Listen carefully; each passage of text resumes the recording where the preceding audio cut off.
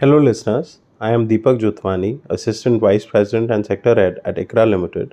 And through this podcast, I will be sharing our views on the Indian active pharmaceutical ingredient sector.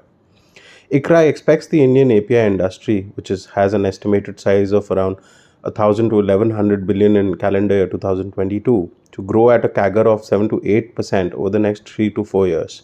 This will primarily be driven by steady growth in the formulation industry, which in turn will be aided by the increasing geriatric population, growing prevalence of chronic diseases, and increasing demand for contract manufacturing, with global customers looking to diversify their supply chain dependence from China to alternative destinations.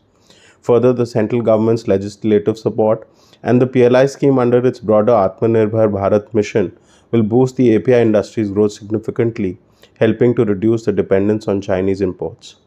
The industry, however, has faced various headwinds such as rising input costs, including raw material, freight, and energy, forex volatility, as well as supply chain disruptions due to the ongoing geopolitical disruptions, resulting in a sharp contraction of close to 550 to 600 basis points in the operating margins of ICRA's sample set of 10 leading API companies in India.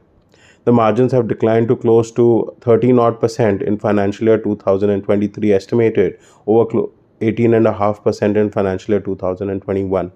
However, with easing of supply chain disruptions and freight cost and the expected stabilization of raw material prices over the next few quarters, the operating profit margin is likely to improve by 80 to 100 basis points in FY24.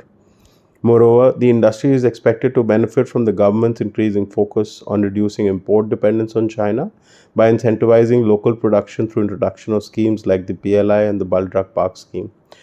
ICRA expects that the successful implementation of these schemes will reduce the dependence on China by close to 25 to 30% over the next 4 to 5 year period. Given the dependence on China, the past 2 years have been challenging for the API industry, and ICRA highlights that India imported close to 350 billion worth of APIs and bulk drugs in FY22, accounting for close to 35% of the total API requirement, of which China accounted for an astonishing 65 to 70%. Moreover, dependence on China for these imports of APIs for certain essential medicines is as high as 80 to 100%, with almost the entire requirement of certain fermentation based APIs being sourced from China. The cost advantages that China enjoys sort of benefits it in terms of producing at a more viable cost, because of which it has had this competitive advantage in recent years.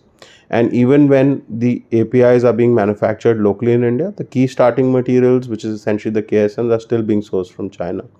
So overall, an reduction in overall dependence on China in terms of imports is what the industry is focused at achieving.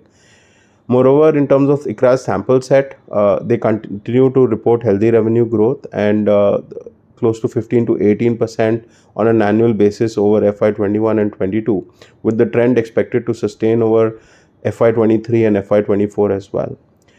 With an increasing focus on domestic manufacturing of APIs, the industry is expected to continue its capital expenditure initiatives, particularly supported by the PLI scheme. However, despite these, the debt metrics and return indicators of the sample set are expected to remain healthy over FY23 and 24, supported by steady internal accrual generation and comfortable capital structure. Thank you. And